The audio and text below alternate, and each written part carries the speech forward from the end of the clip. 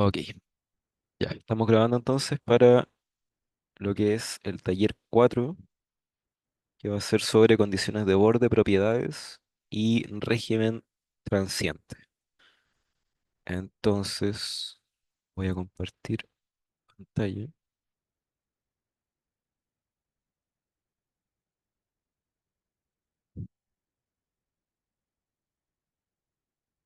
Ya, ¿me puedes confirmar si se está viendo, por favor?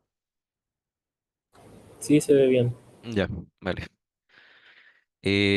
Ya, lo que vamos a estar haciendo entonces es esta guía que ya fue subida a Ucursos, eh, que tiene que ver con generar un modelo donde hay un sistema un poco más complejo en el sentido de que hay distintos elementos dentro del sistema que están interactuando entre sí, em, donde hay una interacción río-acuífero, donde vamos a poner algunas condiciones de borde, donde vamos a generar también ya una corrida del modelo. Si mal no recuerdo, en el taller uno con Rodrigo hicieron unas pequeñas corridas para ver algunos resultados, pero esto ya van a ser como corridas dentro de un contexto de algo que ya es como, entre comillas, más real, a pesar de que no lo es. Es como lo que se espera que puedan terminar haciendo en el proyecto.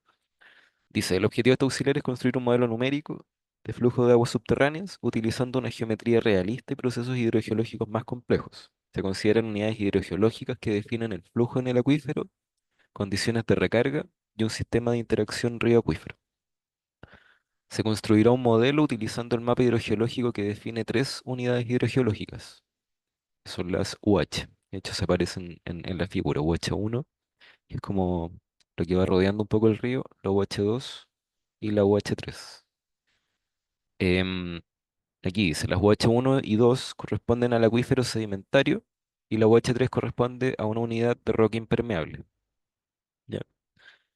Nos dicen además que en el punto 1, aquí aguas arriba, existe una estación fluviométrica que mide un caudal superficial de 2000 litros por segundo.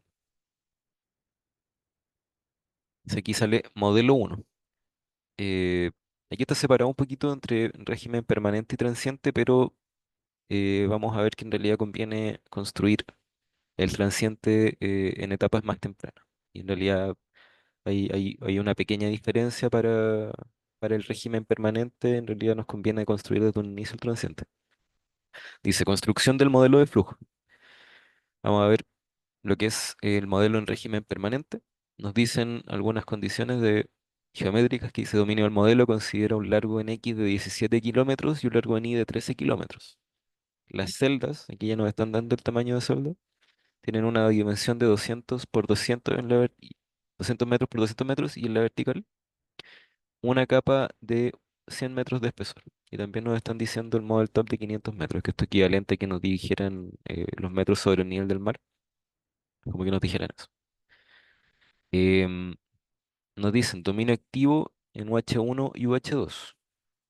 La unidad de roca impermeable UH3 corresponde a una zona inactiva. Y eso es como un poquito algo que ya hemos visto en términos más conceptuales.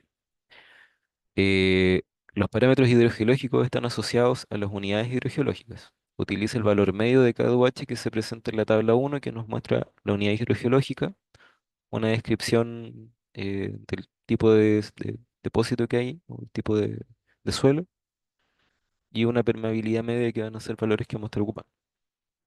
Nos dicen, nos indican la condición de borde aguas arriba, que se debe ingresar un flujo subterráneo de 1500 litros por segundo, y típicamente para esto, y acá además lo ponen, se utilizan pozos de inyección para el ingreso del flujo.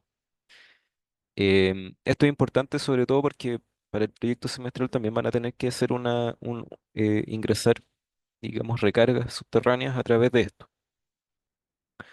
Em, y en realidad todo lo que vamos a ver en este auxiliar, salvo un par de cositas que quizás son más opcionales, son cosas que, por eso la idea es que como que queden como bien interiorizadas porque van a pasar a ser replicadas en el proyecto.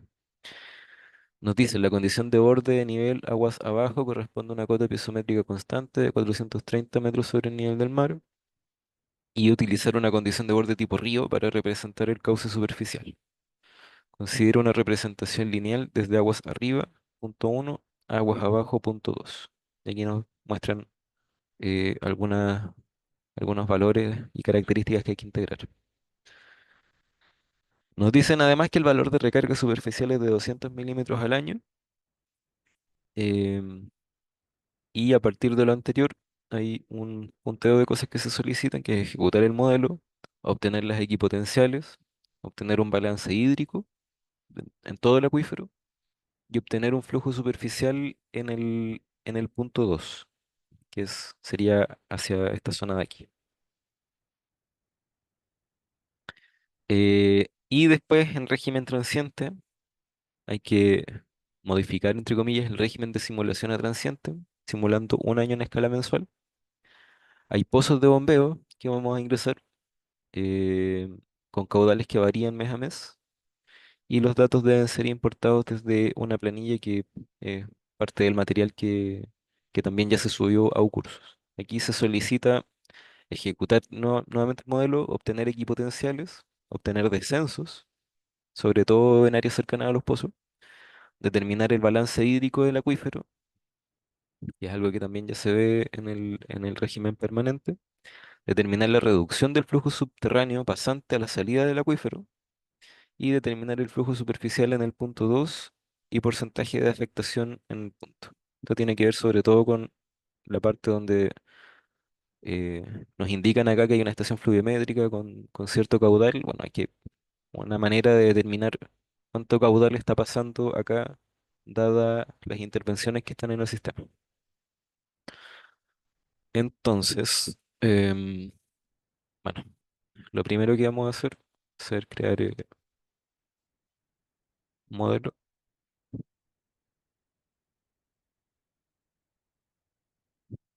Vamos a cambiar a días y lo demás se deja tal cual, no nos importa mucho. Ya, aquí por las condiciones del problema que nos decían, eh, digamos, modelo con un cierto largo y un cierto, o sea, un cierto largo en X y un cierto largo en Y, em, y con un cierto tamaño de grilla, que nos dicen que es de 200 metros por 200 metros. Esto lo dejamos tal cual porque nosotros ya definimos que las unidades están en metros. Eh, haciendo bueno, un kilómetro tiene 5 celdas, ¿verdad? Haciendo el cálculo, nos va a dar que aquí hay 85 columnas y 65 filas para generar este dominio. Y vamos a trabajar solamente en una capa, donde nos están diciendo que el model top está en 500 y que como tiene 100 metros de espesor, este valor debiera ser de 400 metros. Esta es esta es la generación de la grilla que nosotros vamos a hacer. Esta parte obviamente no es igual a lo del proyecto. El proyecto lo definimos de otra manera, aquí lo vamos a definir de una forma más simple. Finalizamos. Ya. Y se abre esta grilla, que es lo que vamos a estar trabajando. Em, Ahí dentro del material para el taller hay un archivo que se llama mapa UHMM, que es un archivo que nosotros vamos a importar ahora para tener una visual más cómoda de lo que estamos haciendo en el modelo. Para eso lo primero que voy a hacer en realidad es salvar, o sea, guardar el modelo. Ya.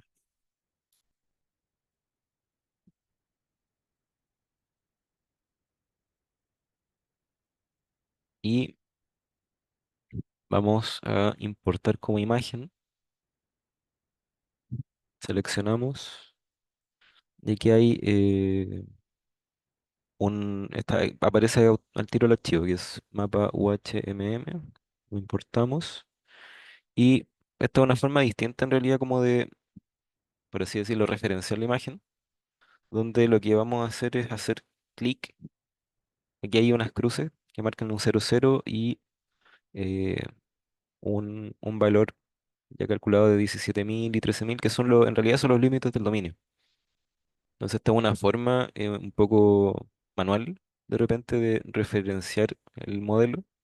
Si yo coloco acá, hice clic, coloco 0, 0, y luego hago un segundo clic en esta zona de acá y coloco los valores de 17.000 y, eh, y de 13.000, que son los metros, o sea, 17 y 13 kilómetros.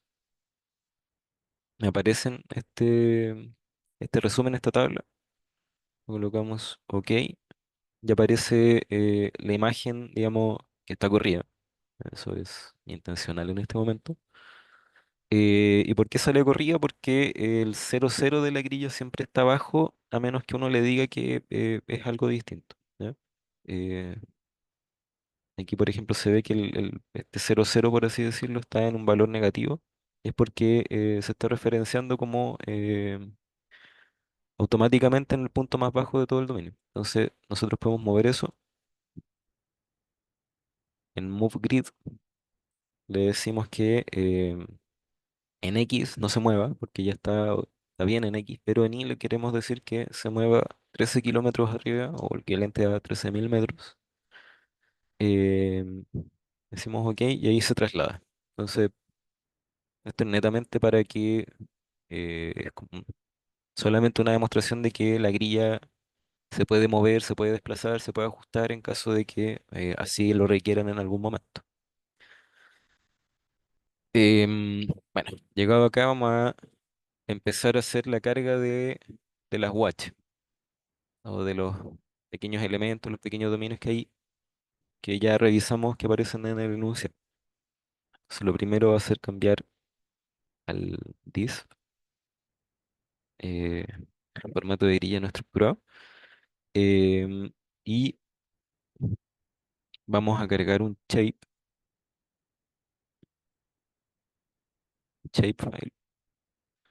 que es una carpeta que también está dentro del material, donde aparece un shape río, un UH1 y un UH2. ¿Ya? Entonces, lo primero vamos a hacer va a ser cargar el UH2. Y aparece esta pantallita que ya la conocemos, que es Model Muse preguntándonos qué es lo que queremos hacer, cómo queremos definir las cosas. Le vamos a decir que eh, los valores que vamos a importar van a ser van a estar encapsulados dentro de lo que sería el polígono. Le vamos a decir que va a estar contenido en dos coordenadas, que las vamos a definir como el model top y como el upper aquifer bottom. Esto también es algo que ya hicimos anteriormente, pero lo que vamos a hacer ahora va a ser irnos a data y bueno, los shape, cualquier archivo shape puede tener o no tener información que se le llama atributos, y en particular estos shape que subimos tienen atributos, ¿ya?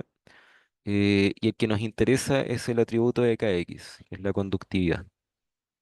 Em, Esto es súper bueno y es súper útil porque ustedes podrían trabajar primero, por ejemplo, en QGIS si les acomoda más, para el proyecto definir sus distintas unidades hidrogeológicas según lo que estimen conveniente y cargarles en GIS o en cualquier otro sistema de información geográfica, ahí primero los atributos y los valores que a ustedes les interesa colocar. Entonces aquí simplemente importamos después el valor o el objeto del shape, le decimos dónde, haciendo clic en dataset, y vemos que aparecen distintas como variables donde podemos colocar el valor aquí, bueno, que es súper directo. Estamos trayendo el valor de conductividad en X y lo vamos a importar hacia la conductividad en X. Y interpolación nada, y eso sería todo para importar el valor. Lo colocamos OK y vemos que ya hay un shape cargado que se ve ahí. Si yo hago clic, se puede ver. Y bueno, aquí ustedes si quieren pueden cambiar también el interior del objeto. Por ejemplo, podemos colocar ahí, puede cambiar el color, ustedes pueden hacer la distribución de colores que mejor les parezca. Em, Vamos, ahora partimos con el UH2, ahora vamos a ir con el UH3. Eh, el UH3 en realidad es un cuadrado y responde a todo el dominio. Lo que vamos a hacer es generar un rectángulo con la herramienta de aquí. Más que un shape, simplemente generamos un rectángulo que sea mayor a todo el área. Y lo que queremos es como inactivar toda la zona de rock y lo vamos a hacer seleccionando todo. Eh, bueno, ahí lo cerré, lo pueden abrir. Vamos a cambiarle el nombre. UH3. em, Aquí ya está definido, digamos, la cantidad de fórmulas, que los valores están dentro de la celda. Y lo que queremos hacer aquí, que también fue parte de lo que hicimos en la construcción del dominio del proyecto, fue que tiene que ver con activar o inactivar la zona. Así que le vamos a poner false. Y todo lo que está dentro del polígono va a quedar inactivo. ¿Cuál es el problema?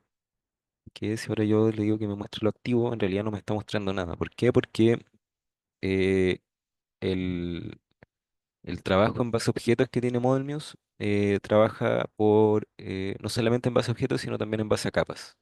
Y qué capas están por sobre o por debajo de otras. Entonces aquí lo que está ocurriendo es que la capa de UH3 quedó por sobre la capa de UH2 y está ganando, por así decirlo, sobre esa capa, porque es la última que se puso. Entonces todo lo que está encima es lo que está predominando y en este caso, como está encima sobre todo el dominio, está inactivando todo el dominio. Entonces lo que vamos a hacer va a ser simplemente darle la opción, que más bien en realidad ModelMuse nos ofrece esa opción, de eh, por así decirlo, ordenar y reordenar los objetos, que es muy parecido, no sé si lo han ocupado una función que hay en PowerPoint. De repente uno pone en PowerPoint un rectángulo para que se vea bonito, quedó por sobre una imagen y uno le dice tirar atrás, tirar adelante, esto es lo mismo. Así que le decimos back one y ahora puedo volver a hacer clic en esto, pero le tengo que decir ahora también a la UH2 que esto va a ser una zona activa, la marcamos, eh, ponemos OK. Entonces ahora es parte de la celda activa. Esto está como inactivo, pero está por debajo. Y ahora esto debiera... Nos está mostrando la grilla solamente en la región que nos interesa. Hubiese Eh, pasado lo mismo si hubiésemos puesto primero el rectángulo y después la zona 2. si hubieran puesto primero el rectángulo y después la zona 2 hubiera quedado la zona 2 ganando, por así decirlo. Y de hecho, bueno, es parte de lo que va a pasar, porque, bueno, esto lo hice así a propósito para que mostrar, digamos, la característica de tirar para arriba, para abajo, pero, por ejemplo, ahora vamos a colocar la UH1 que va a quedar por sobre la UH2 y va a quedar con propiedades que están ganando de nuevo, por así decirlo, por sobre UH2. Entonces, si uno coloca las cosas en el orden correcto que uno quiere, después no hay que arreglar nada, po. Aquí lo hice así a propósito para mostrar la propiedad más que nada de Molmus. Pero claro, si uno fuera como ordenado, diría ya voy a partir de lo mayor a lo menor y ahí no hay que hacer ningún tipo de arreglo. Em, hay que ver.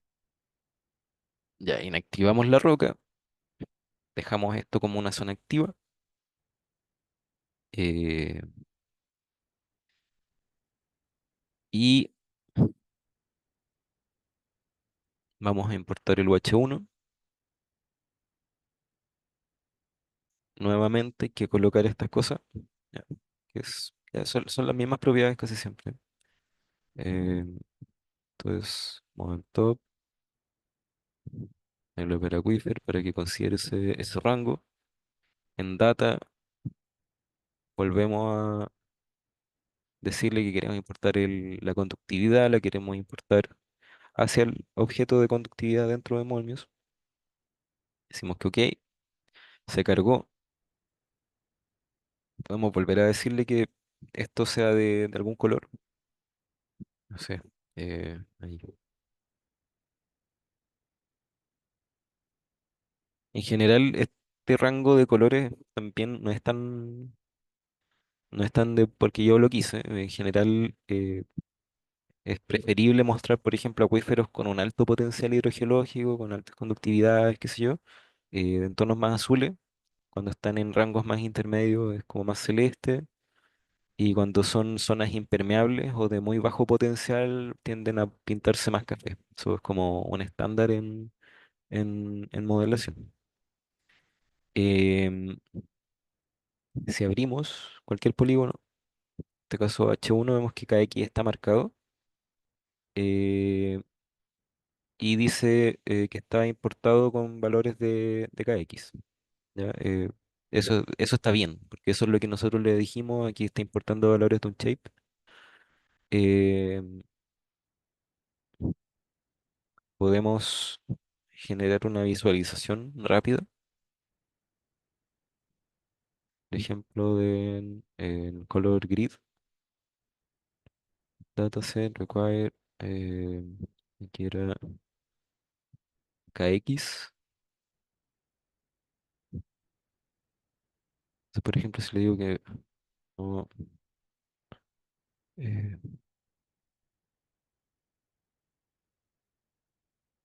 por ejemplo, si escondo todo, así se me está viendo la grilla con una visualización de los distintos KX. Y de hecho aquí uno puede pasar el mouse y, por ejemplo, aquí abajito se ve en la zona impermeable me está definiendo un KX. Eso valor no lo puse yo, sino que es automático, uno lo puede regular en todo caso, de 0,0001, muy bajo. Aquí en esta zona de la UH2 es el valor de 10 y en el valor de UH1 tiene un valor de 100, que esos son los valores que importamos directamente del shape. Em, Se sigue viendo lo que estoy compartiendo, ¿no? Sí, sí, sí. Sí, Me había parecido un mensaje un poco extraño. Ya. Eh, bueno, no quiero estar con estos colores siempre en realidad, así que simplemente después los podemos sacar. Vamos a importar el río ahora, que es el archivo que aparece acá. Y bueno, al tiro esto reconoce que no es un polígono porque ya no puedo encapsular o atribuir ningún valor a lo que está dentro, que no hay nada dentro, es una línea. Voy a decir que son las celdas intersectadas y lo demás, de nuevo, definimos las dos capas.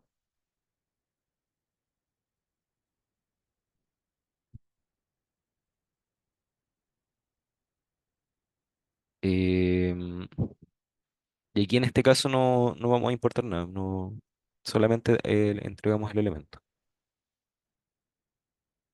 Entonces aquí, de nuevo, esto se puede editar, color más reconocible. Entonces, hasta ahora, nosotros lo que hicimos fue estar en régimen permanente. ¿Por qué? Porque no hemos definido simplemente el transiente. Entonces, automáticamente ya estamos en ese tipo de régimen. Generamos un dominio en base a las dimensiones que nos señalan acá, de 17 kilómetros por 13 kilómetros, con celdas de 200 metros, una capa de 100 metros, y con un model top en esta elevación. Generamos los dominios activos UH1 y UH2 y también el UH3, que es una zona impermeable, con estos valores de permeabilidad. ¿Ya? Em, Hasta aquí vamos. No sé si hay alguna duda respecto a esta parte. Si no, no, todo claro. vale, ya. Em, Vamos entonces ahora a definir algunas condiciones de borde. Eh, bueno, podemos ver que hay una entrada, una recarga en uno, que es lo que aparece señalado acá, que es importante reconocerla, y una zona de salida del flujo en 2. Y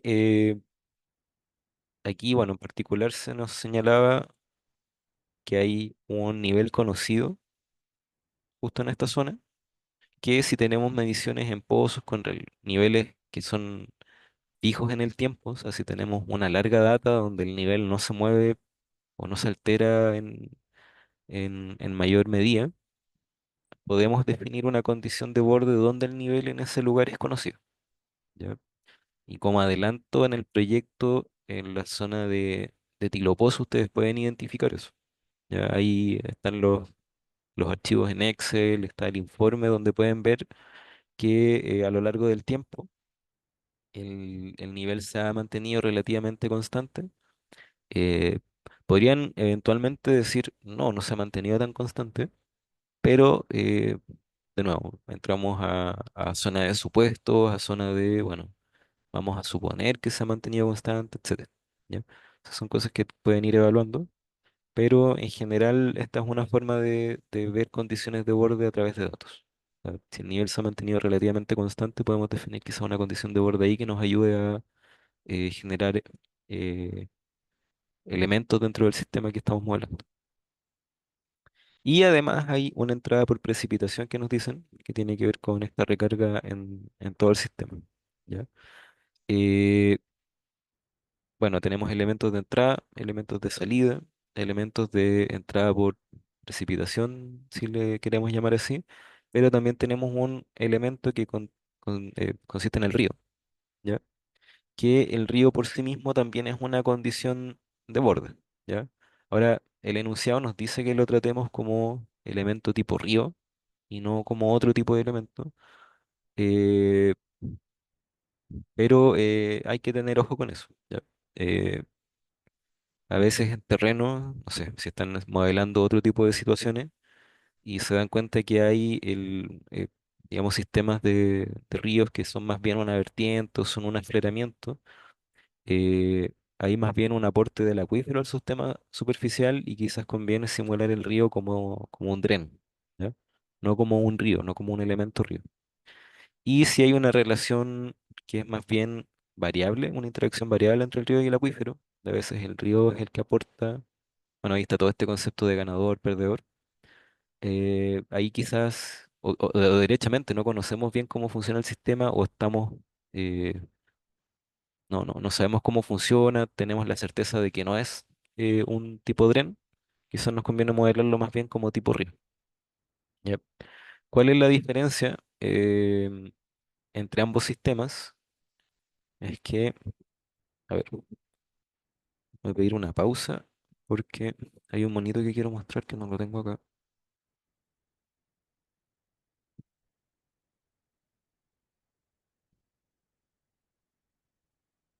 Lo voy a llevar al tiro. Ay,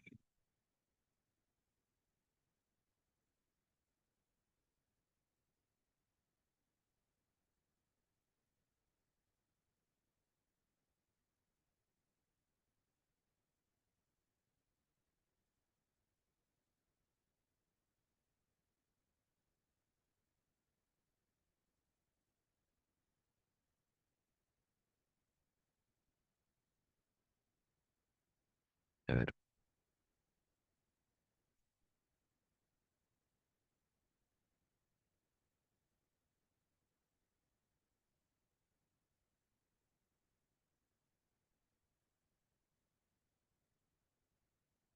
mm, No me está resultando mucho. A ver,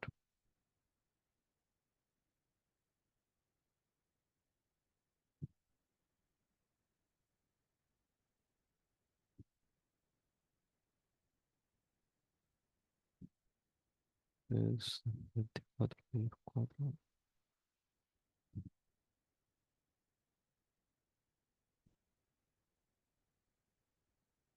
Ya bueno, mira, después quizás la puedo encontrar y comentar de nuevo, pero lo que quería era comentar un poco la diferencia entre el Dren y el River, donde en ambos casos, a ver, para hacer recapitular quizá un poco más,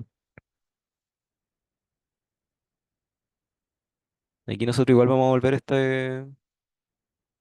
esta parte de la carga de distintos paquetes. Vemos que está River y Dren. ¿Ya? A eso me refiero cuando hablamos de estos dos paquetes y cuando conviene más uno o el otro. El paquete Tren y River consideran en ambos casos que el acuífero aporta agua al cuerpo de agua solo si la carga es mayor a la del cuerpo de agua. O sea, vale decir, si la carga del acuífero, la carga hidráulica, es mayor a la carga del elemento superficial que hay, que no sé, pues si el elemento aquí está en 600 metros y la carga del acuífero es de 1000, sabemos que va a haber una carga que viene del acuífero hacia el río. ¿Ya? Eso, sí, hidráulica, poco conocido. El tema al revés es que si la carga del río es mayor a la carga del acuífero, eventualmente podemos decir, ah, ya, entonces sí, por esta diferencia de potencial, el que va a estar aportando agua de un sistema a otro va a ser el río al acuífero. Sin embargo, si nosotros utilizáramos el paquete DREN, en realidad si esa fuera la situación de que la carga superficial es mayor a la carga del acuífero, con DREN le decimos no. Aunque sea así, no vas a generar ningún tipo de aporte. Y el agua se va a quedar ahí, y no va a haber una interacción en ese sentido. ¿Ya? Y eso puede pasar, por ejemplo, en sistemas donde la, el componente superficial o el lecho quizás sea de material muy fino que, digamos, por diferencia potencial permita una recarga del acuífero al río, pero cuando esa diferencia es al revés, la carga potencial es, la carga hidráulica es mayor del sistema superficial, a veces no se genera no quiere decir que no exista un aporte. Quizá existe, pero en condiciones tan mínimas que no son significativas o no nos interesa modelarlas realmente. Entonces, ese tipo de cosas pueden pasar y por eso una de las diferencias más importantes entre ambos paquetes es esa, que no hay un flujo, o sea, en River hay un flujo bidireccional que depende de las cargas, pero en Dren no hay un flujo bidireccional. El flujo solamente es un aporte del acuífero hacia el río. Entonces, eso es importante. Bueno, igual, más detalle, ustedes pueden leer la documentación que sale y, eh, y conocer, digamos, más en detalle qué está haciendo cada ecuación, digamos, el esquema de modelación, la hipótesis que hay detrás de cada paquete, pero en síntesis eso tiene que ver con la direccionalidad del flujo respecto a a la diferencia de cargas hidráulicas. Eso quería comentar respecto a eso. Nosotros en este caso vamos a generar un flujo bidireccional y por eso estamos ocupando el paquete River. Eh, y bueno, primero que todo, para empezar a generar a pasar un poco de la cháchara a integrar los componentes al modelo, lo primero que vamos a hacer va a ser activar el solver. Así bueno, abrir Modflow Package and Programs, Solvers, aparece todo este cuadro, me voy a linear o linear y activo esta opción de aquí de Linear Acceleration, que es el Big C, perdón, el Big G Step. Eso tenemos que tenerlo activado. Si no lo tuviéramos activado, al activar cualquier otro modelo o paquete y después al correr el modelo, pum, vamos a tener un error y nos va a decir, usted no tiene activado el Big G Step y es cosa de volver acá y activarlo. Pero podemos activarlo al tiro para evitar eso. Lo dejamos activado y ahora sí vamos a cargar los módulos que nos interesan, que tiene que ver con las condiciones de borde. Las abrimos todas nomás. Vamos a activar entonces un módulo de recarga, un módulo de pozos. Vamos a activar el River y vamos a activar el GHB. El GHB tiene que ver con, bueno, Well obviamente tiene que ver con el uso de elementos pozo, ya sea para inyección o para bombeo. El River, que tiene que ver con lo que recién estaba explicando. El GHB, bueno, hay similitudes de este paquete con CHD. Yo les recomiendo como ya buscar en la literatura, es un poco, quizá un poco más complejo de explicar, pero tiene que ver con la condición de borde, especialmente para el nivel que nosotros vamos a considerar acá. Nosotros vamos a ocupar GHB y para el proyecto también la idea es que ocupen GHB. Dejamos activos todos estos módulos, decimos OK y vamos a partir, bueno, en realidad partimos hace rato. ¿No? Lo primero que vamos a hacer va a ser generar un refinamiento local de las zonas de recarga y descarga. Aquí nosotros vemos que hay una zona eh, que en realidad quizás no nos interesa tanto porque el punto uno y la equipotencial, por así si quisiéramos llamarlo, está en esta línea segmentada. Entonces todo lo que está afuera en realidad no nos interesa tanto. Era parte del polígono de UH2 también. Esto un poco a propósito. Si en realidad desde un principio supiéramos que esto no nos interesa en GIS, al generar el polígono lo generamos como nos convengamos. Pero si de repente estamos modelando y nos damos cuenta de que, no sé, incluso de repente es un solo píxel que como que nos moleste y lo queremos sacar, podemos hacer refinamientos locales, que es simplemente hacer polígonos irregulares. Por ejemplo, yo voy a hacer uno acá. Voy a ir pasando por toda esta zona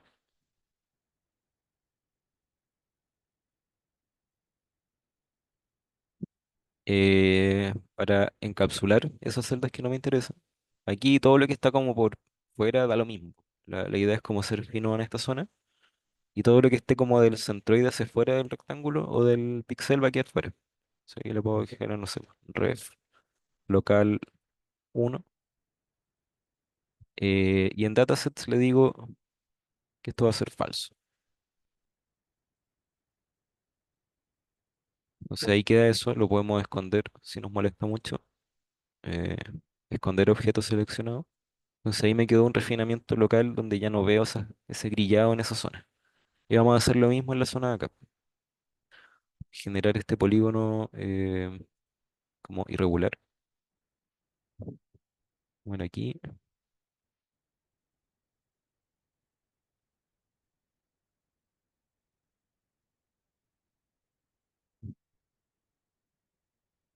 Y también le pongo refinamiento local 2 no sé.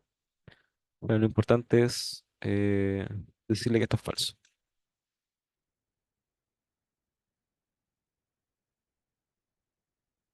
Digo que lo esconda. Entonces ahí queda como un refinamiento local en ambas zonas. Ya no estoy viendo el grillado y el modelo tampoco, de repente no es solamente por una cuestión visual, pues, sino que también el modelo no se va a poner a calcular nada en esta zona. Em,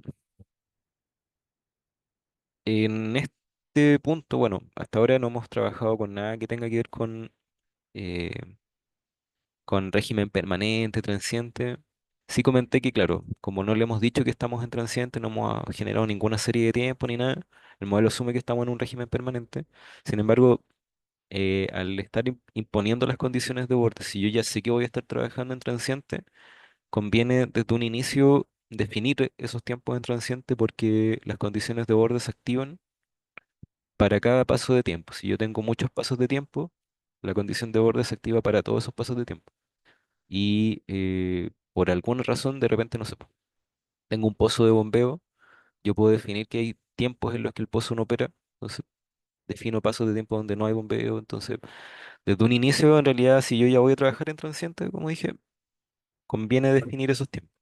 Entonces, hay un archivo que se llama tiempo, que está también en el material que subimos para trabajar acá, que tiene esto, ¿ya? ¿En qué consiste eso? En que hay 13 periodos de estrés, donde el primero es un régimen permanente. ¿Se acuerdan de la primera auxiliar con Rodrigo? Model Muse como que lo define automáticamente como en -1 al tiempo cero. Em, el máximo de tiempo es de un día con multiplicador uno. Ya esto no, en realidad como que no lo pescamos mucho. Em, y del tiempo 2 al 13 está el año completo, que se ve aquí como en la duración de los días, como enero, febrero, que tiene 28 y así. Y a 365 que ya sería el largo completo del año. Ya. El len, como les decía, está el largo de cada mes. em, y a ver, esto igual de repente puede ser un poco engorroso, porque, claro, para un año medio que da lo mismo. Hay años que son bisiestos, ¿verdad? Tienen como excepciones. Hay convenciones donde de repente digamos, no está mal generar tiempos equivalentes todos de 30 días o dividir, no sé, pues 365 en 12, que es un valor ya con decimales que también a veces se ocupa. Eso ya es decisión del modelador. Y qué tan fino es con esto, medio que al final no influye tanto. Eso ya es decisión de cada uno y del orden que tenga cada uno. Para el proyecto, si es que ya han revisado distintas cosas, ups, em, eventualmente van a tener N periodos, ya si ustedes, por ejemplo, van a modelar desde el 95, de enero del 95 hasta diciembre de 2022, no me acuerdo cuál era el mes de los últimos datos, no me acuerdo si llegaba a 2023. em, Van a tener esa cantidad de años por 12 meses, por, no sé, 30 días, y van a tener los miles de filas que eso es. Eso, esa es la forma de generar la información, po. O sea, perdón, en meses, no en días. ¿Ya? Este es como el estándar de cómo preparar los datos. En base a esto, ustedes pueden seguir generando una serie larga de periodos para, para definir en realidad las características del régimen transiente. Ya, a ver, necesito ahora hacer una pausa y vuelvo en, no sé, 5 o 10 minutos, ¿ya? Dejo esto aquí por mientras, pero necesito hacer una pequeña pausa.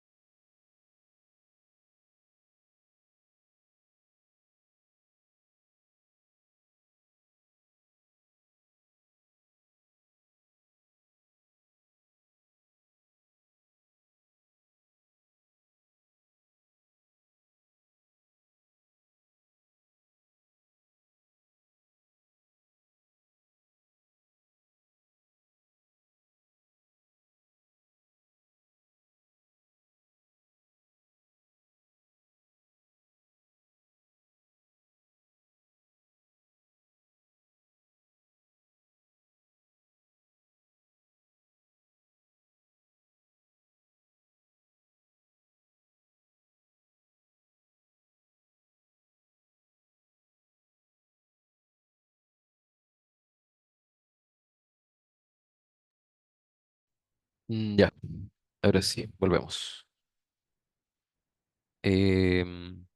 Daniel, ¿me confirma si estás por ahí igual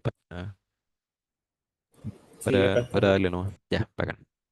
Ya, disculpa que me salió un imprevisto y necesitaba resolver, pero todo listo. Em, a ver, estábamos revisando el archivo de tiempo para hacer la carga del régimen transiente. Eh,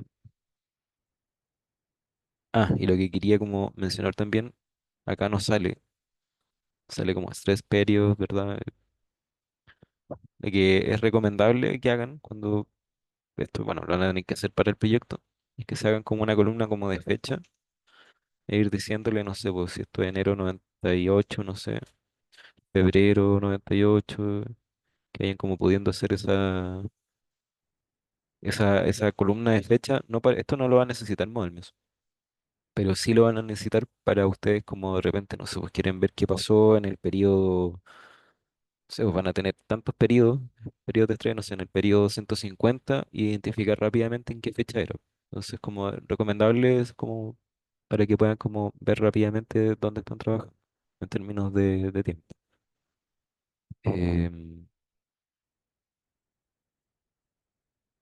ya, entonces para esto vamos a ir a modelo. Vamos a decirle que es la como ventana de tiempo. Y aquí es donde vamos a hacer el paso de trabajar en, digamos, en un periodo en régimen permanente, régimen transiente.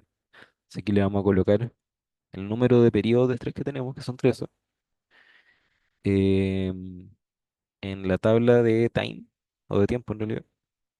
Vamos a, si fijan, stress period es una columna que la pone automática, bueno, no necesitamos como modificar. Entonces, todo lo demás sí. Vamos a seleccionar esto, vamos a poner copiar. Y si nos paramos acá, como en Starting Time, cuando ya no está como seleccionado, vamos simplemente copiar y se copian los valores. ¿Ya? Eh, eso. Simplemente después le decimos OK. Y me sale este cuadrito que me dice que el paquete storage va así activado. ¿Y eso por qué? Porque ahora ya como que le estamos diciendo al modelo, OK, quiero trabajar además en régimen transiente. OK. Entonces, ahora sí vamos a empezar con lo que tiene que ver con las condiciones de borde para que esté considerado con régimen transiente. Vamos a partir con los pozos de inyección, que como enunciado nos decían que era un flujo subterráneo de 1500 litros por segundo. Entonces, para eso vamos a utilizar el objeto de punto. Esto también, nuevamente, si quisieran lo pueden, no se pueden trasladar la grilla a un SIG y trabajar más cómodamente ahí si se les hace más fácil. Eh, Aquí no vamos a colocar tantos, pero en el proyecto puede que sí hayan hartos más. Entonces ahí depende de cómo trabajen eso, la cantidad o sea, qué método de trabajo les conviene más. Aquí lo vamos a hacer directo. Con los puntos vamos a ir identificando píxeles donde vamos a ir poniendo los pozos de inyección. ¿Ya? Va a ser solamente en los H1. Em, Importante de esto quizás contabilizarlo, porque después cuando tengamos el total de pozos a utilizar, vamos también a indicarle, o más bien distribuir el caudal, 2500 litros por segundo en cada uno de estos pozos. Es decir, un pozo, ok, simplemente aquí, como se fijan ya las coordenadas de Z también ya viene como listo, como que está entendiendo que quiero trabajar ahí.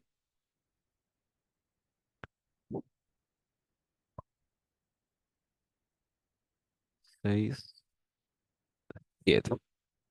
Entonces ahora tengo 7 pozos. Bueno, que para el modelo estos son puntos, todavía no tiene idea qué es lo que quiero hacer con él. Con la herramienta de lazo los voy a juntar, seleccionados, les hago clic o doble clic, y aquí es donde empiezo como a cambiar un poco el panorama. En Multiply Features,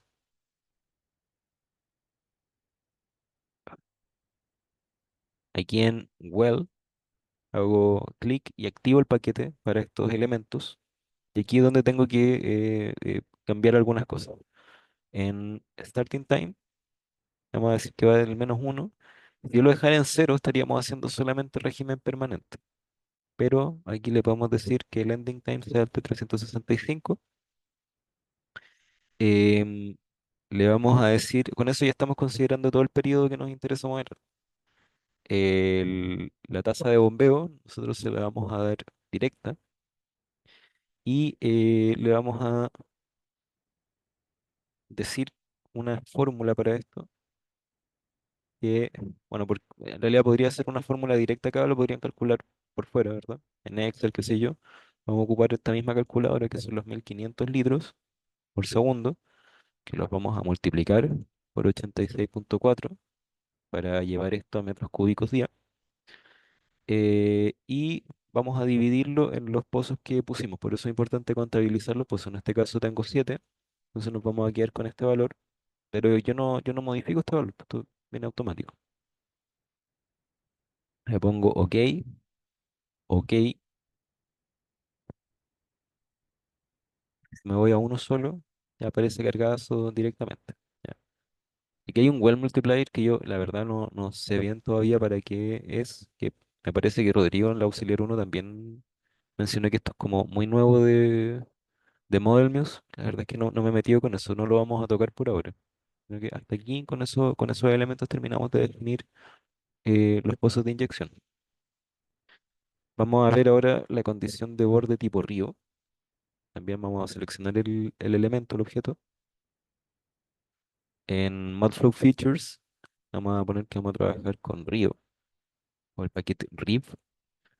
Y aquí de nuevo, el starting time va a ser de -1. Automáticamente se pone 0, pero vamos a decir que va a trabajar hasta el último día del año.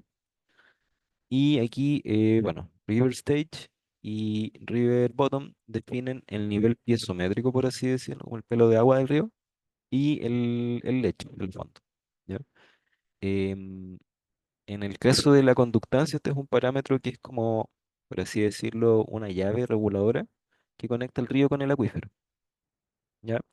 Eh, este parámetro como numérico tiene en algún momento un umbral en el que si yo sigo aumentando el valor, en realidad ya hay una conexión completa del sistema, ¿ya? Y puedo empezar, pues es un parámetro sobre todo de calibración. Y yo después puedo empezar a reducir si lo requiero para que esa interacción de río y acuífero se aminorice, ¿ya? Ahora, este parámetro de conductancia, que quizás como a priori puede sonar como un parámetro que podemos conocer con algún tipo de prueba, en realidad no lo es, ¿ya? No es un parámetro que uno vaya a medir a terreno porque tiene que ver con una conductividad de la misma celda. ¿Ya? Es una mezcla de lo que sería un proceso físico que tiene que ver quizás con la conductividad, pero también numérico porque es un valor que tiene relación a la grilla, a la definición numérica del modelo. Entonces no es algo que uno mida, no es algo que uno pueda obtener de algún tipo de prueba. Eh, Para el efecto de este trabajo que estamos haciendo, nosotros vamos a definir este valor en 1000 simplemente porque con eso sabemos que ya hay una llave abierta completa, ¿ya? No queremos marearnos con eso.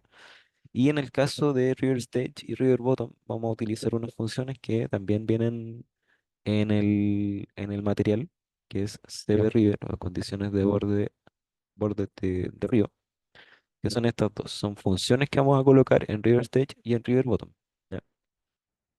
¿Por qué vamos a colocar estas funciones? Porque estas funciones lo que hacen es generar una interpolación, eh, que es una función de Molnius, desde la cota, por ejemplo, 586, que en el caso de River Stage, que sería en la cabecera del río, hacia el final del río. ¿Ya? Por eso estamos considerando como el length, que es de 426. ¿Ya? Nosotros vamos a generar una interpolación eh, por la fracción de la polilínea.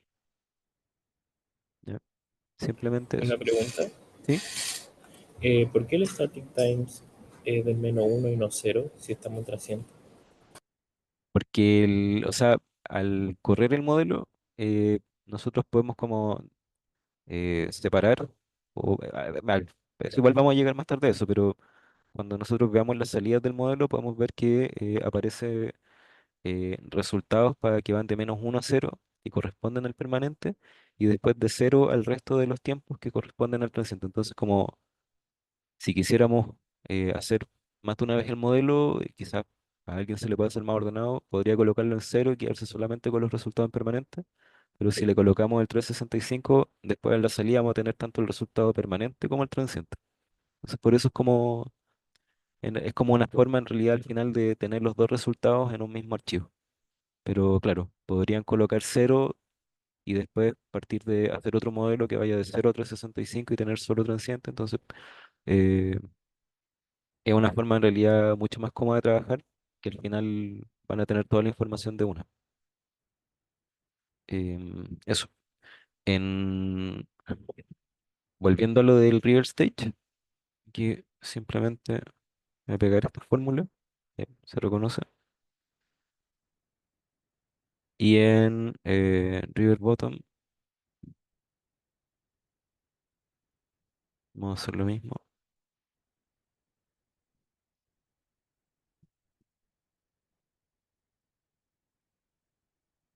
Y si mal no recuerdo, sí, vamos a decir, esto es directo. Ya, eso sería con la condición de borde tipo río. Eh, Nos queda ahora la condición de borde de salida, que es HB,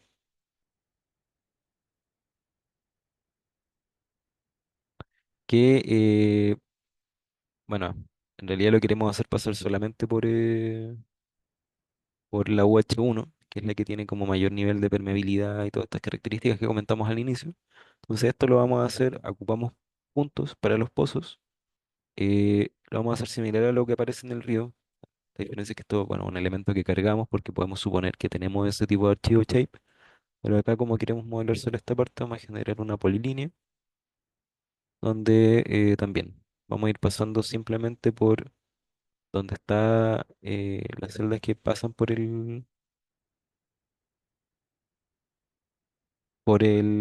la UH.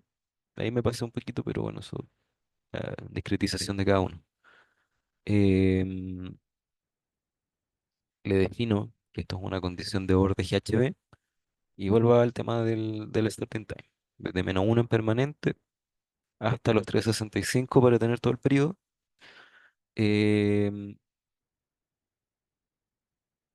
el valor de conductancia también lo vamos a setear en 1000. Esta conductancia es la misma, el mismo concepto del de Río.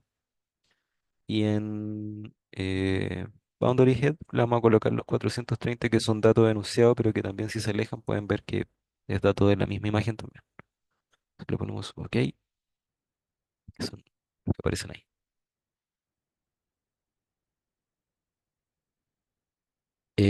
Y con eso tenemos algunas de las condiciones de borde. Vamos a colocar también al tiro los bombeos, que para eso hay un archivo que se llama bombeo en Excel,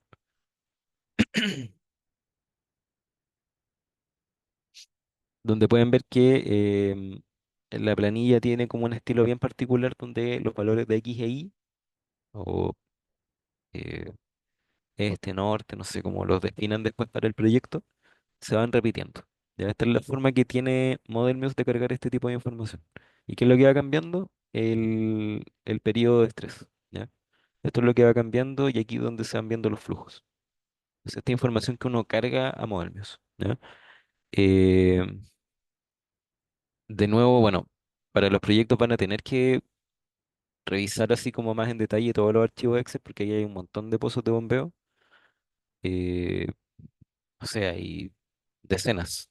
Aquí nosotros vamos a trabajar con 7. Pero ustedes van a tener decenas en un periodo de, no sé, 20 años por lo menos. Entonces cada uno va a tener información de 20 años, va a tener que cargar la información n veces de esta manera, averiguar las coordenadas, y cargarla, y definir los tiempos y definir los flujos, que en realidad los flujos vienen, po. Eso es información. La pega que tienen que hacer es como poder ordenar y definir bien qué pozos van a utilizar y cómo los van a ordenar. Em, ModelMuse lo que quiere es información de esto, solo de esto. Esto es información para orden de ustedes. O claramente tienen que poder identificar de qué pozo se trata la información que están poniendo. Y esta también a ModelMix no le interesa, pero es una columna que es conveniente que manejen, porque es conveniente que vean el orden de magnitud en litros por segundo de lo que están trabajando. Eso me imagino que ya se lo han repetido harto en clase, pero igual no está de más como repetirlo, que puedan como tener un grado de orden de magnitud de los montos que están trabajando.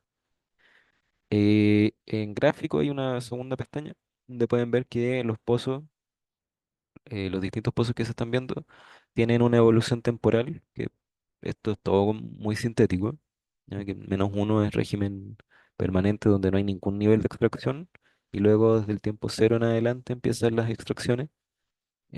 Vemos que algunas van como creciendo en el tiempo, como que PB2, otras son más poco constantes, PB1 como que se apaga en este periodo, pero vuelve a activarse, después baja de nuevo. PB3 como que empieza a bombear y nunca varía mucho, siempre se mantiene bien constante. Estos son como, al final, eh, de nuevo, series sintéticas de bombeo, pero que están intentando emular una condición como realista de lo que está sucediendo en el sistema. Y con algo así se van a encontrar ustedes y eventualmente también van a tener que encontrar este mismo tipo de gráficos, pero no para un año, sino que para N años. Aló, Sí, se cortó. se cortó un poquito, sí. Eh, ya, pero creo que sigo. Lo voy a compartir de nuevo, sí. Ya. Eh, vuelvo. Ya está. No sé si se alcanzó a ver un poco esto lo que estaba explicando de los pozos y la variabilidad en el tiempo. Em, Se cortó justo cuando mostraste los gráficos. ya, bueno, en síntesis lo que muestran estos gráficos es que hay una variabilidad temporal que está, bueno, son gráficos sintéticos, toda esta información sintética, o sea, está creada eh, ya por nosotros, pero emulan de alguna manera situaciones reales de pozos que van en aumento, pozos que van en disminución, pozos que se mantienen constantes, pozos que se apagan, se activan, bajan, como una evolución bien caótica del sistema, pero que así son los sistemas reales también. Y importante, este mismo tipo de análisis lo van a tener que buscar y replicar, no para un año, sino que para todo el periodo temporal que abarque el análisis que ustedes hagan, po. O sea, si hay 30 años de datos, bueno, ver la evolución de los pozos en 30 años y ver qué ha pasado. En algunos casos aumentan de repente, se apagan, se cortan para siempre, etcétera. Entonces es como tener un entendimiento de cómo ha sido el sistema operativo de los pozos en el sistema. Em, y bueno, aquí mencionar que, bueno, entonces, ubicación, periodo y layer es simplemente la capa en la que está bombeando. Nosotros trabajamos con una, así que no nos complicamos más allá de eso. Pero si hubiera más capas, se podría definir en esa columna. Em, y bueno, pequeño, cosa a notar que en el periodo cero, que era de régimen permanente, bueno, gráficamente también lo mencioné, pero aquí en valores se ve que no hay bombeo. Em, ya, ¿cómo vamos a ingresar esto? Esto es el Excel. Ahí ustedes necesitan pasar esto a un formato TXT solamente con la información que les mencioné, o sea, sin columnas, sin los nombres de los pozos, sin litros por segundo, sino que solamente esto, pasarlo a un TXT, que copiar y pegarlo. Eh, no sé qué hice. Entonces tenemos un bombeo donde aparece esta información, como les decía, solamente los números, sin otra información adicional. Esto es lo que quiere Mobius. No le interesa lo otro.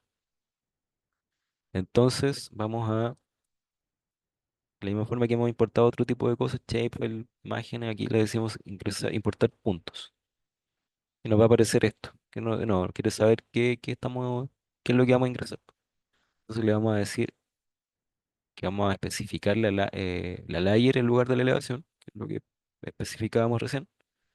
Vamos a setear los valores en las celdas donde intersecta específicamente. Y aquí en rootname, esto en realidad no es tan importante en términos del modelo numérico, pero sí es importante para orden. De repente uno tiene como muchos pozos, quiere discretizar en distintos sets y quiere que sean fácilmente distinguibles. Aquí les podemos poner como algún tipo eh, de simbología o letras, qué sé yo, para poder identificarlo. Aquí le vamos a poner PV de pozo de bombeo.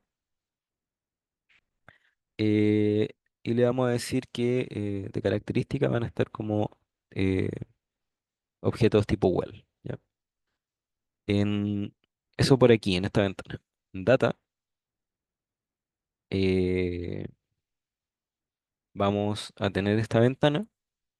También hay cosas como que están nuevas, que no las veía antes, pero simplemente nos fijamos en esto, en Open File. eh, y aquí, bueno, CB River eran las ecuaciones, eso no nos interesa.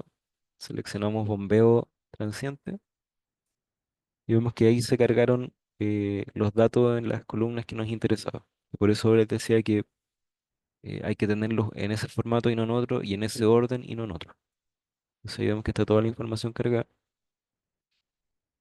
Y decimos OK. Y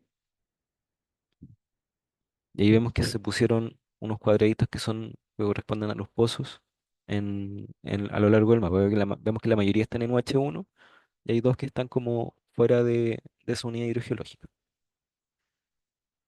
Y finalmente el módulo de recarga, en, perdón, ya está activado.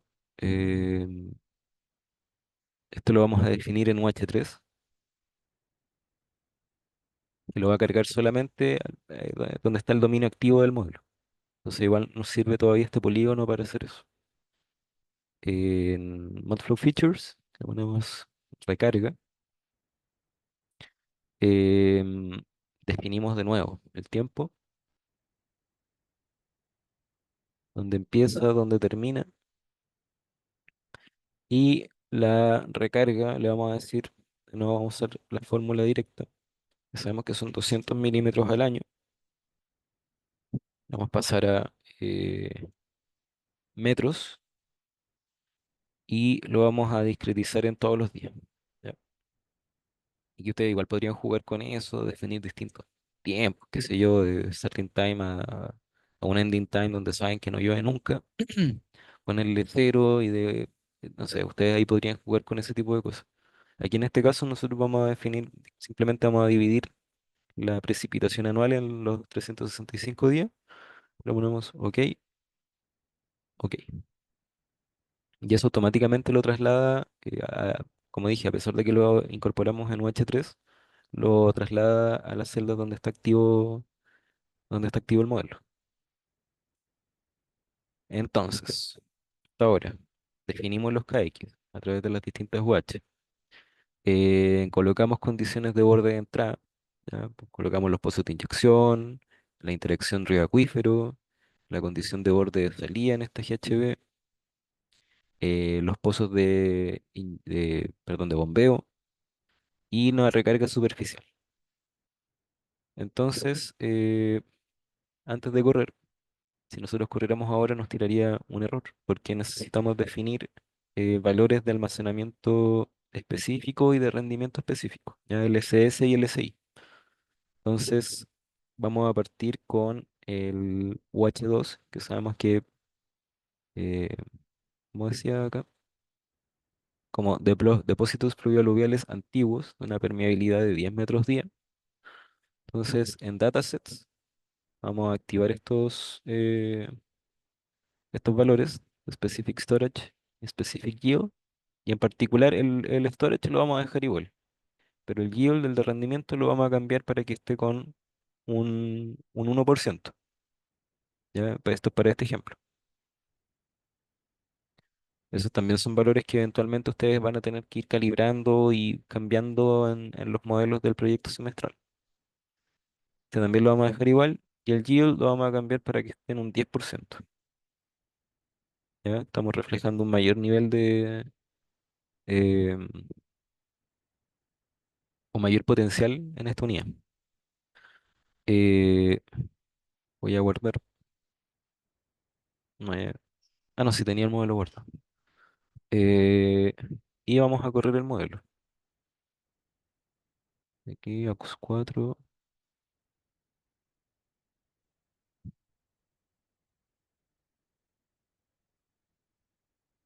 Ahí están, bueno, las caritas felices. Cerramos esto. Se abren estos archivos.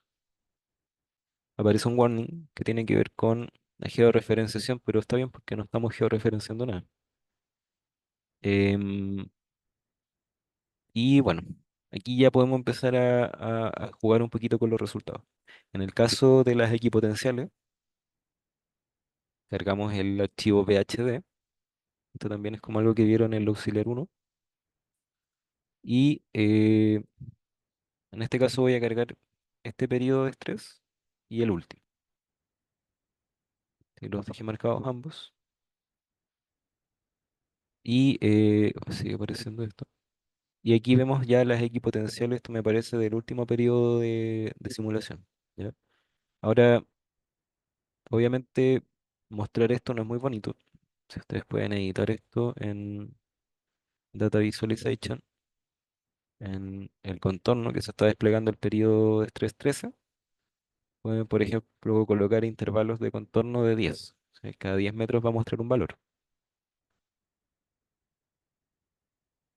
Entonces aquí se ve ya como de manera más legible las equipotenciales para este sistema que estamos modelando. ¿Ya? Em, Esto también lo pueden exportar como shape, exportar shapefile, contours to shapefile, y el modelo o Model Muse automáticamente va a reconocer que nosotros queremos exportar esto. Entonces le pueden colocar guardar y van a tener estas líneas en formato shape que las pueden como procesar a través de un SIG de su preferencia para generar un mapa más bonito, qué sé yo. Em,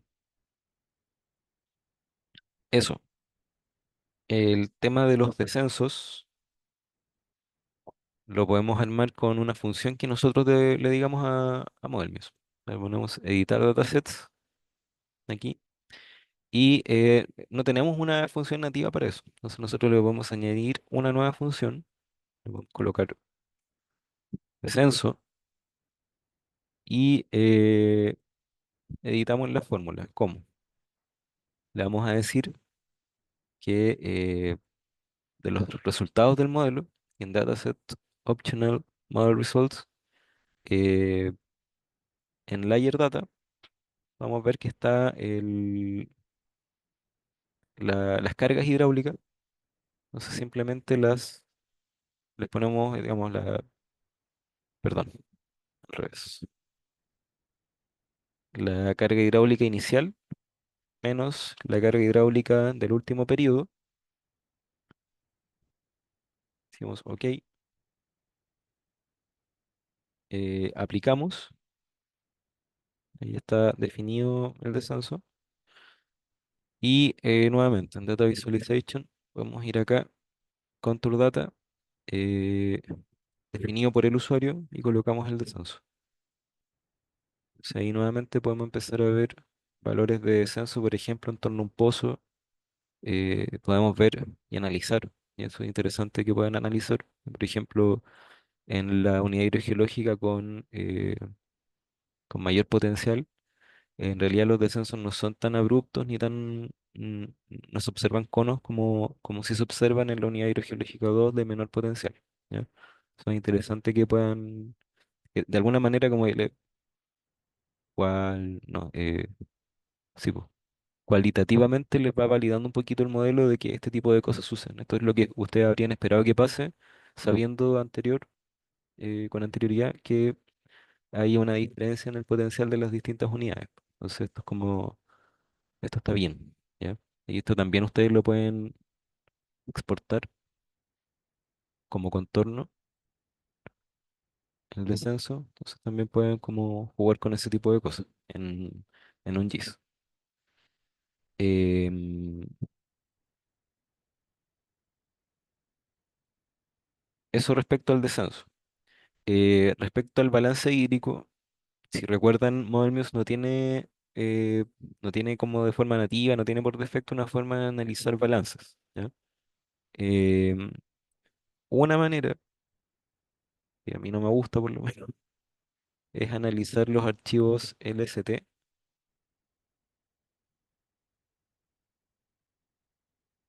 es como ir bajando, ir viendo estos resultados que aparecen como acá. Al final me parece que aparece como un resultado como bien, o sea, a mí por lo menos gusto personal no me gusta mucho explorar tanto estos archivos de esta manera por lo menos, como códigos que pueden permitir hacer ese tipo de análisis, pero no es tanto la idea en este caso. Pero de que la información la pueden revisar acá, la pueden revisar, po, sobre todo esta zona de acá, como al final. Lo otro que es posible hacer eh, es lo que a propósito no hicimos antes, que tiene que ver con activar.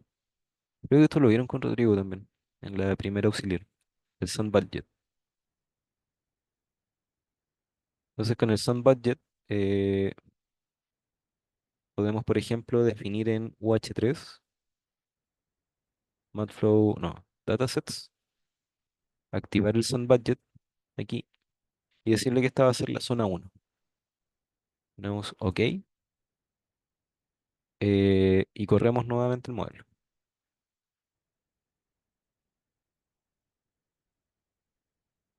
Tenía cerrado todo, ¿no? Sí. A veces les puede pasar, y lo que estaba revisando recién es que tuvieras, creo que no había abierto ningún archivo. De repente cuando abren algún archivo CSV o de los que tira el modelo como de resultado, puede que tengan errores acá, pero es porque el modelo quiere editar ese archivo y está abierto, entonces como no lo puede editar, como que surge un error. Tiene que, a veces es importante como tener cerrados los archivos que ModelMuse necesita volver a editar si es que corren de nuevo el modelo. Eh, Cerramos esto. Entonces, en la carpeta debiera haberse creado un archivo ZB, este Sun Budget, que por supuesto voy a tener que arreglar, que no lo puedo leer así. Ya. Entonces, aquí se está desplegando información relativa eh, al balance hídrico que está viendo en el sistema. Vamos a ver que, por ejemplo, tenemos información del almacenamiento, entrada de los pozos de inyección. Está también la entrada al sistema a través del río.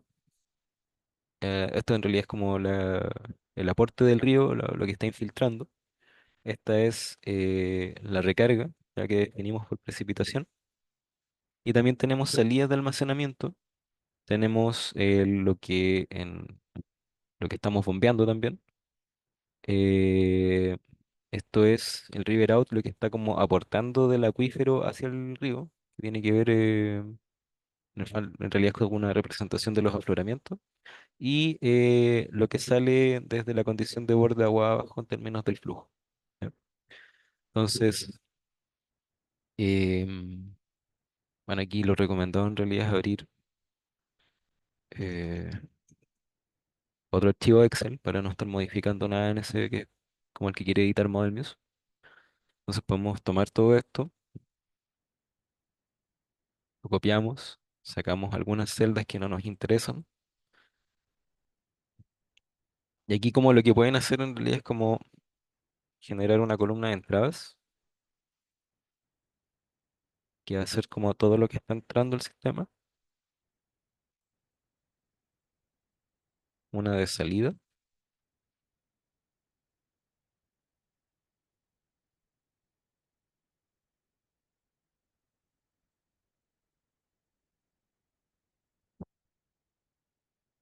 Entonces tenemos como estos valores. ¿Y por qué estoy haciendo esto? Porque nos interesa ver, por ejemplo, la diferencia que hay entre las entradas y las salidas. Que, por ejemplo, tiene ese valor en este caso, pero que lo podemos evaluar también en un valor porcentual respecto a la entrada. Vamos a tener esto, términos porcentuales. Y ahora, ¿por qué estoy haciendo esto? ¿Por qué me estoy dando la lata de hacer esto? Porque eh, uno quiere evaluar.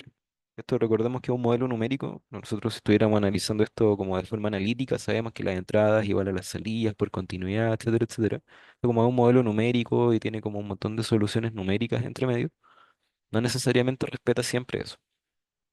Entonces lo que uno busca como evaluación del modelo que está haciendo como las cosas de manera correcta es quedarse satisfecho si es que, por ejemplo, la diferencia porcentual es menor al 1% en cada periodo de estrés, ¿ya? Eso es como un tip súper típico en modelación, donde se busca que esto no sobrepase ese umbral. Si sobrepasa, tenemos que, no sé, pues, ir a ese periodo de estrés, evaluar qué es lo que está pasando, por qué está sucediendo algún tipo de error numérico, porque esto ya son errores numéricos, y de alguna manera la implicancia que tiene que esto supere ese umbral es que nos estamos pasando ya por demasiado el supuesto de continuidad.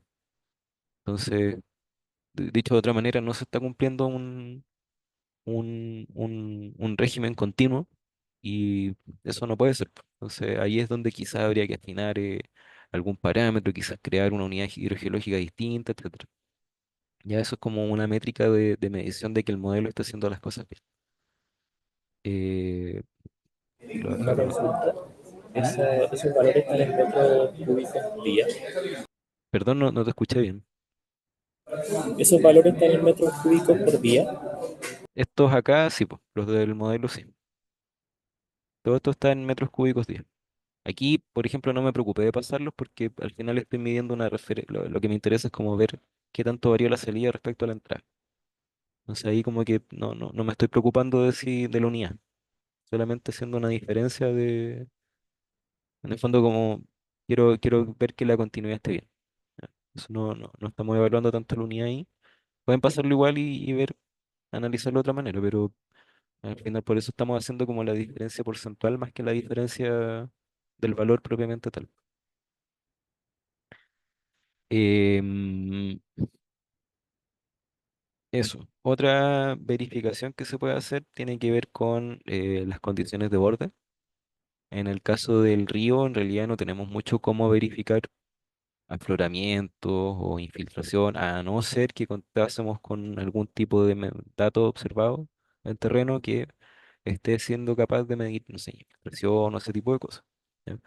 Naturalmente esto no lo disponemos, pero lo que sí disponemos, por ejemplo, es de la información de pozos de bombeo.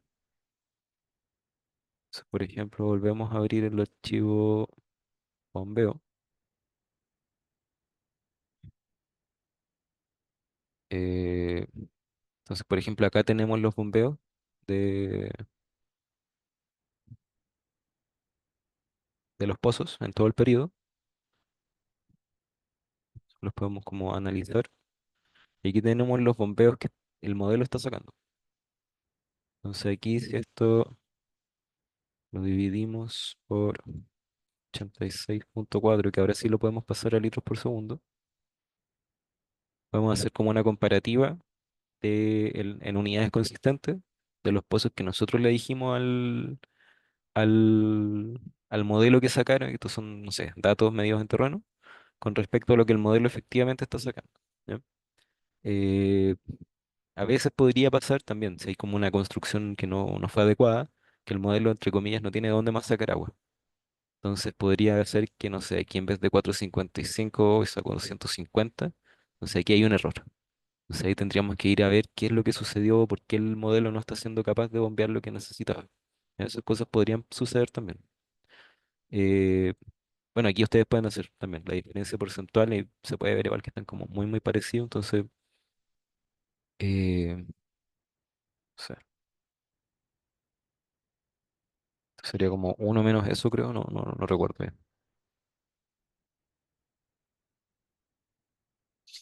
Entonces ahí también esto es como un poco más flexible, entre flexible no porque sea, no porque sí, sino que esto es como lo más importante que se cuida. ¿Ya? Aquí de repente pueden, quizás más susceptible el modelo, ya no me manejo tanto, pero más susceptible de repente a no respetar tanto esto y se tolera una diferencia porcentual de hasta el 5%. Igual, si es cercano a cero, mejor todavía. O sea, siempre uno puede refinar este tipo de cosas y acercarse como a valores ideales sin volverse loco, pero hasta una tolerancia a un 5% es como algo como aún admisible.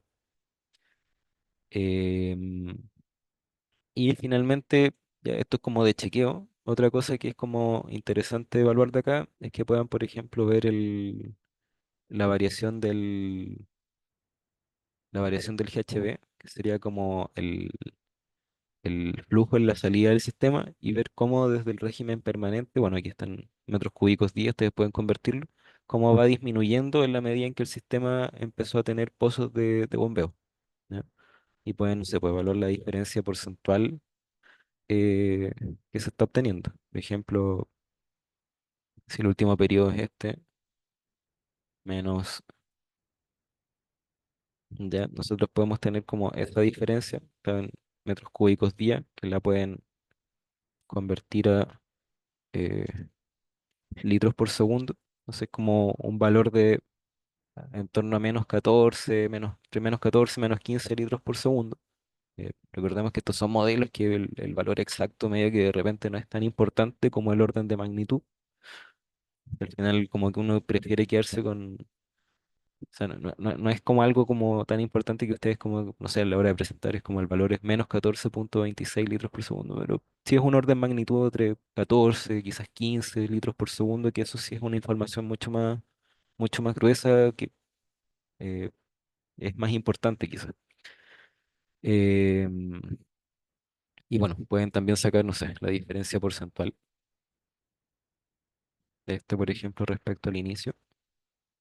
Ahí como las unidades son consistentes, entonces pueden ver que hay una diferencia relativa de una disminución de menos 2,25%. Entonces, ese tipo de información que es relevante y que pueden extraer de este tipo de información que les da el archivo de ZB, de SunBudget. Em, bueno, esto, aquí nosotros definimos un único SunBudget. Eh, Voy a cerrar este archivo, no guardar. Los demás no son necesarios. Te lo voy a cerrar también. Ustedes podrían, no sé, pues definir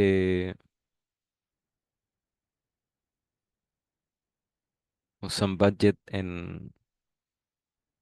en el UH2, por ejemplo, que se llame 2.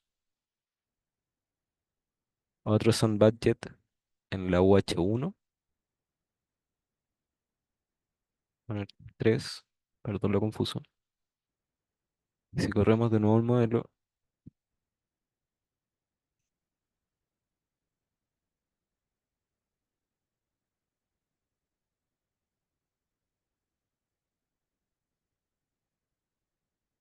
corremos esto también, esto también.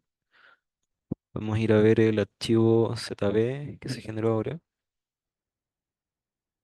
cuando lo encuentre acá, donde vemos que ahora el archivo es mucho más grande. ¿Por qué? Porque generamos simplemente más zonas de análisis, po. Que tenemos la zona 1, 2, 3 en los distintos tiempos. Entonces ahí ustedes pueden ir jugando con la información que se despliega. Aquí, bueno, se despliegan ceros en la zona 1 porque el agua ahora se está discretizando en las otras dos zonas, po. En realidad, como que quedó un poco de más esa zona en esta discretización, pero lo que les quería mostrar es que ustedes pueden hacer ese tipo de cosas. Ustedes podrían, no sé, po, este mismo shape dividirlo así como muchas zonas, qué sé yo, en 10 y ver viendo el balance en cada una de esas zonas, cómo varía, si es que varía, ¿ya? Esas son cosas que en el fondo es una herramienta que pueden utilizar de la forma que mejor les parezca para hacer el análisis que deseen. Em, pero siempre se recomienda, aquí no quedó definido, quizás basta con correr el modelo dos veces, pero siempre es recomendable tener como una zona de balance global, como la que vimos recién. ¿Ya? Y lo último que vamos a ver que tiene que ver con el flujo superficial. ¿Ya? Recordemos que por acá había una línea chiquitita que decía que en el punto uno existe una estación filobiométrica que mide un caudal superficial de 2000 litros por segundo. Em, sabemos, bueno, por definición de lo que nos decían por enunciado y por cómo se construyó el modelo, que hay una interacción río-acuífero en ambos sentidos. Quiero ver si se habrá subido lo que quería. Pucha, no se subió. No, no se subió. Lo lamento. Em, hay una interacción río-acuífero y podemos del sand budget podemos obtener un neto de lo que hay en la interacción río-acuífero. Aquí estoy de nuevo utilizando el que ya estaba. Entonces, por ejemplo, si por ejemplo me quedo acá en el Riverín y genero una fórmula de lo que está eh, saliendo menos lo que está entrando, puedo tener un neto,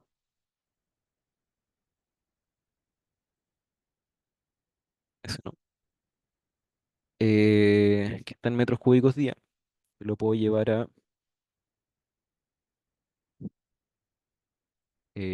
litros por segundo, y tengo toda esta serie de valores que están, que corresponden al neto de la interacción río-acuífero. En este caso son todos positivos, significa que hay como un aporte del acuífero al sistema, y de nuevo, gracias al paquete RIF que estamos permitiendo que ocurra. O sea, en realidad con Tron también se hubiera ocurrido.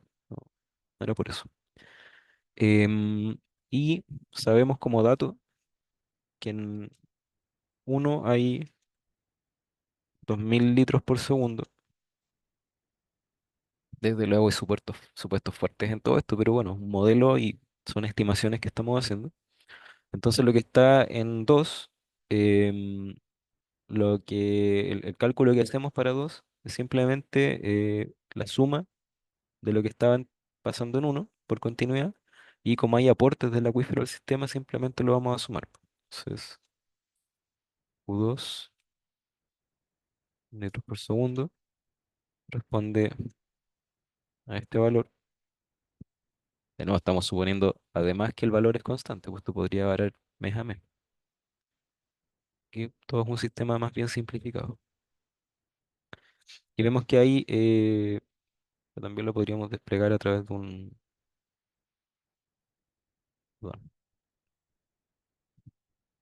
a través de una serie donde vemos que desde el régimen permanente hay una disminución un poco oscilante, pero pareciera que tuviera una leve tendencia a la baja de lo que está sucediendo en el punto de salida. ¿Qué hacemos con esto? Por ejemplo, esto nos permite decir que por efectos del bombeo, que es el único elemento adicional que agregamos al sistema en régimen transient, hacia el final del periodo, hacia el final del año, el caudal se está viendo afectado en una disminución de, no sé, eh, esto menos esto, del orden de 650 litros por segundo. ¿Ya? O sea, ahí pueden también sacar la diferencia porcentual de cómo se está viendo afectado el punto de salida. eh, y bueno, y todo esto se puede complejizar tanto como quieran, pues. Por ejemplo, supongamos que hay un caudal ecológico que no puede disminuir los 2800 litros por segundo. Vemos que hacia el final del periodo en realidad está disminuyendo. Entonces, el modelo permite ver que hay una consecuencia negativa si es que hubiera un caudal que nosotros necesitamos mantener por sobre cierto umbral que a través de la modelación se está viendo afectado. ¿Ya? Es el tipo de cosas que uno puede como trabajar con este tipo de resultados, y sobre todo con estos gráficos y datos que uno obtiene eh, de la modelación. ¿Ya? Em, eso es lo que tenía preparado para ahora. Eh, bueno, aquí hicimos todo se trabajó a lo largo de toda esta auxiliar con lo que se pide acá. O sea, por ejemplo, dice a partir de lo anterior ejecutar el modelo, obtener las curvas de equipotencial, eso lo pudimos obtener. El balance hídrico en el acuífero está en régimen permanente, está. El flujo superficial también está, que es lo que acabamos de ver acá. Es como en régimen permanente, que es lo que estaría pasando acá simplemente. Y cuando nos pasamos al régimen transiente, que simulamos un año en escala mensual, también agregamos los 7 pozos de bombeo con caudales variables, ejecutamos el modelo, podemos sacar curvas equipotenciales. Aquí para efectos de presentación basta con poner la del último periodo, pero de repente un mapa bonito donde se vean las otras, tampoco no, eso nos molesta, ya, eso ya es deseo de cada quien. Basta con el último.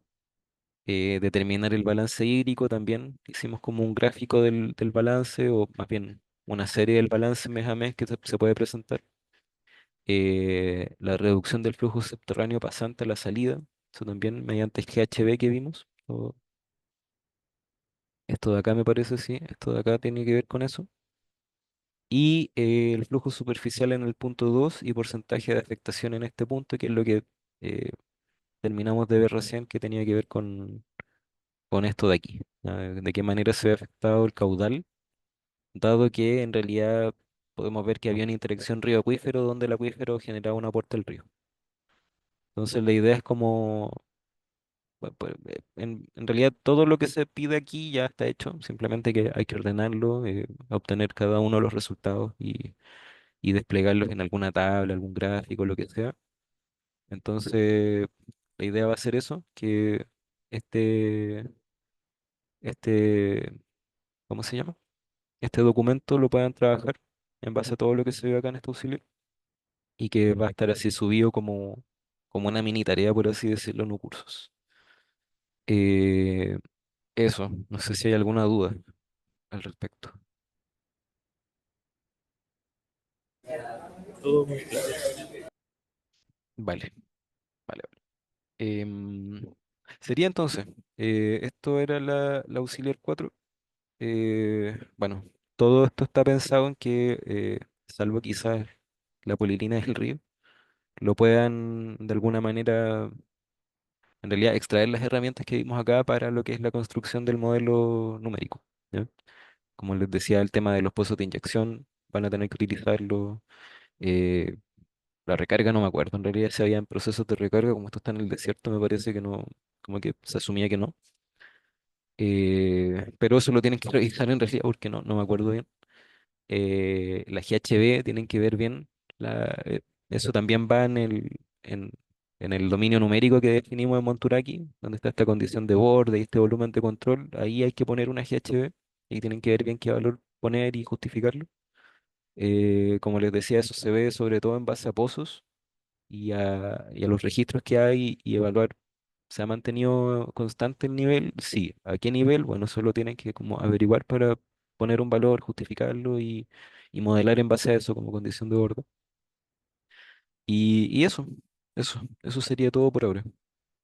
También va a estar subida luego una segunda tarea, que no tiene que ver con esto, sino que ya una tarea que es como también orientada a seguir avanzando en lo que ya sería la primera presentación del modelo conceptual. Así que eso. Eso sería el taller del día de hoy. Ya, muchas gracias. Vale, vale. Voy a dejar de grabar. Eh, Siempre se me olvida cómo es esto. Ahí.